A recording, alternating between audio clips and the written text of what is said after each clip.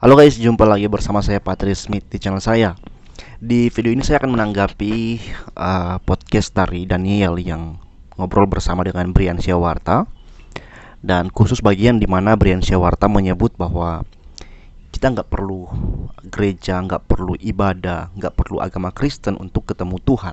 Nah, alasan kenapa statement ini keluar, saudara, adalah karena Daniel Mananta itu hendak menggali kisah sampai bagaimana dia bisa menjadi seorang disebutkanlah sebagai pastor gitu, sebagai pelayan Tuhan, bagaimana dia bisa sekolah dan sebagainya. Dan Brian itu menjelaskan perjalanan dia untuk menjadi seorang pastor.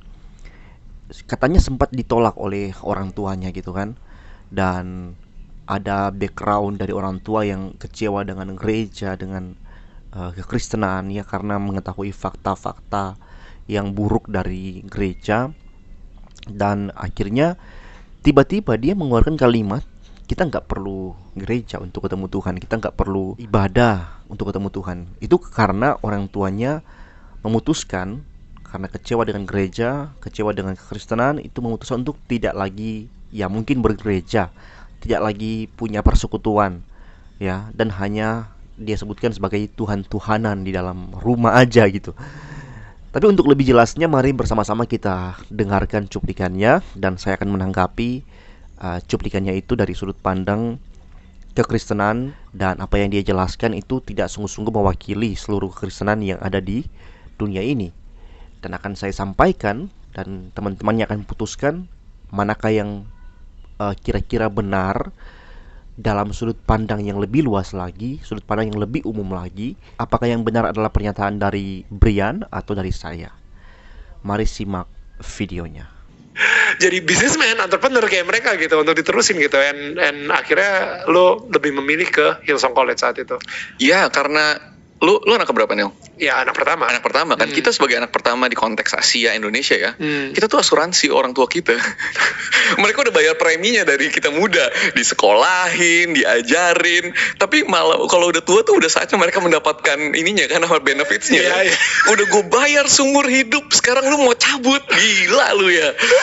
Jadi bonyok gue bilang enggak. Dan kalau gue boleh tarik kembali pengalaman bonyok gue dengan gereja. Jadi waktu itu kan mereka bertobat, mereka kenal Tuhan, mereka serius masuk ke dalam dunia gereja, melayani dengan sungguh-sungguh.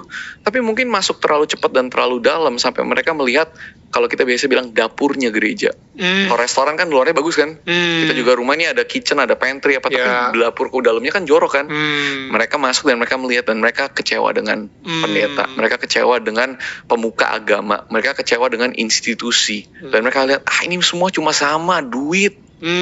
Cuma duit, main kekuasaan, politik gereja. Mereka bilang politik gereja lebih parah daripada politik dunia. Wow. Dan mereka udah dikecewakan sama hamba Tuhan ini, pendeta ini, pemuka agama ini. Mereka gereja ini, mereka ganti ke gereja lain gitu. Mungkin gereja yang lebih kecil. Mereka waktu itu di salah satu gereja terbesar di Indonesia sebelum mereka pecah di tengah-tengah semua itu. Dan mereka pindah, yaudah kita coba ke gereja kecil. Mungkin gereja kecil lebih berbeda lah, kayak kan nggak ngeliatin duit atau sebagaimana kayak gitu. Sama juga, cuma skalanya lebih kecil aja. Lebih kecil lagi sama juga. Dan akhirnya mereka kecewa dan mereka bilang, udahlah kita gak usah gereja-gerejaan, kita Tuhan-Tuhanan di rumah aja gitu loh, gue gak usah gini. Tapi ya pada akhirnya pada saat kita terpisah dengan sumber Tuhan itu, karena Tuhan itu bisa, kita gak perlu ke gereja untuk ketemu Tuhan. Kita gak perlu datang ke sebuah ibadah untuk ketemu Tuhan gitu. Bahkan kita gak perlu masuk sebuah agama untuk ketemu Tuhan. Wait. Resapi dulu. Nah teman-teman, saya kira pernyataan ini itu perlu ditanggapi ya. Begini teman-teman, jadi dia punya background dari keluarganya ya, yang bertobat masuk Kristen, tapi kemudian keluarganya itu kecewa dengan gereja, dan memutuskan untuk beribadah atau bertuhan dari rumah saja gitu. Dan oleh karena itu dia kemudian mengeluarkan sebuah statement, kita nggak perlu gereja untuk ketemu Tuhan, kita nggak perlu nggak perlu ibadah, bahkan agama ya, untuk ketemu dengan Tuhan. Nah teman-teman, saya pernah mendengar ya, ada seorang tokoh bernama James Smith. Itu dia mengatakan dalam sebuah buku bahwa manusia itu tidak mungkin tidak beragama. Jadi James Smith mengemukakan bahwa agama itu adalah satu hal yang dimana manusia itu jalani dalam hidupnya setiap hari dengan sebuah kebiasaan yang James Smith katakan bahwa kebiasaan itu tanpa kita sadari adalah sebuah liturgi, ibadah. Dan kita kemudian akan mendapati bahwasannya sebuah agama itu adalah satu tradisi, satu kebiasaan, ritus ya atau liturgi yang kita lakukan untuk membangun diri kita menurut pedoman, aturan, atau menurut kaidah dari agama itu. Nah, ketika orang lepas dari sebuah agama, dia bukan lepas sungguh-sungguh dari agama sebenarnya, tapi dia keluar dari satu identitas agama dan masuk ke dalam identitas agama yang lain. Bahkan itu adalah sekularitas ya. Kehidupan sekuler itu dikatakan sebagai sebuah tradisi atau cara atau gaya hidup, atau dalam bahasa kita di saat ini adalah agama. Bahkan orang-orang yang tidak percaya atau mengaku adanya Tuhan itu sebenarnya mereka punya hidup juga kan.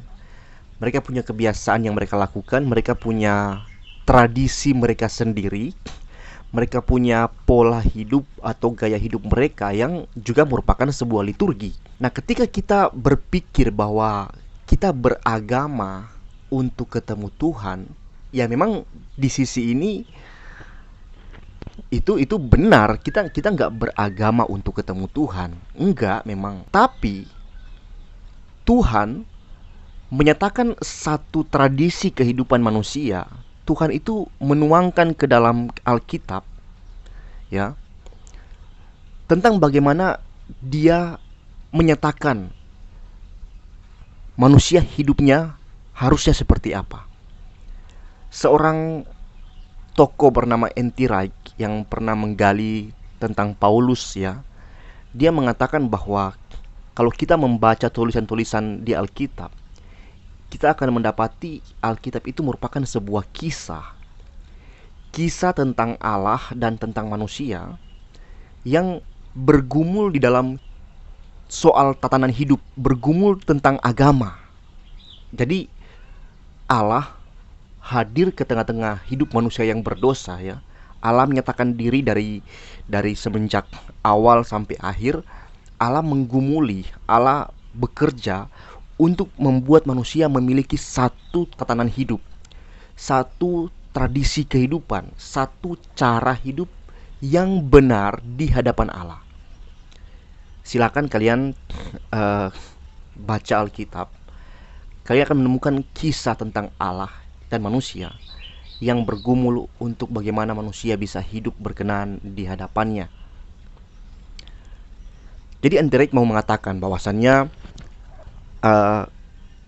manusia ketika dia hidup di dunia ini, dia akan menghidupi sebuah pola, sebuah tatanan atau cara atau kebiasaan atau liturgi atau ibadah. Dan itu adalah sebuah ekspresi ya. Itu merupakan sebuah ekspresi bahwa orang itu adalah orang yang bertuhan. Nah, kalau kita memandang kita beragama atau beribadah untuk ketemu Tuhan, saya kira itu adalah satu pemahaman yang terlalu sempit atau kecil tentang apa fungsi dari sebuah agama atau ibadah ya. Karena ibadah atau agama menurut para ahli tadi bukanlah sebuah cara untuk ketemu Tuhan, tapi adalah ekspresi dari orang yang bertuhan. Dan di dunia ini teman-teman, itu ada begitu banyak tradisi, ada begitu banyak pola hidup, cara hidup yang bertumbuh oleh karena kebiasaan mereka masing-masing, yang bertumbuh bersebar oleh karena paham ideologi ya. Ada yang sangat ekstrim ya, ideologi yang mendorong orang untuk hidup membenci yang lain, seperti yang pernah Hitler hidupi ya, seperti itu. Dan berbagai macam tata cara hidup yang didorong oleh pengertian-pengertian yang ada. Nah, Tuhan menghadirkan gereja di dunia ini ya, gereja atau persekutuan orang percaya ya, untuk menyatakan satu ekspresi hidup sebagai orang yang benar-benar mengenal Tuhan. Kita gak bisa mengatakan diri kita itu gereja kalau kita gak punya persekutuan. Persekutuan tubuh Kristus atau gereja, jemaat Allah, umat Allah, adalah orang-orang yang mau hidup menurut apa yang Tuhan sampaikan. Dan kita semua sepakat bahwa apa yang Tuhan sampaikan adalah firman Tuhan yang saat ini dipegang oleh gereja, yaitu Alkitab sebagai pedoman orang percaya.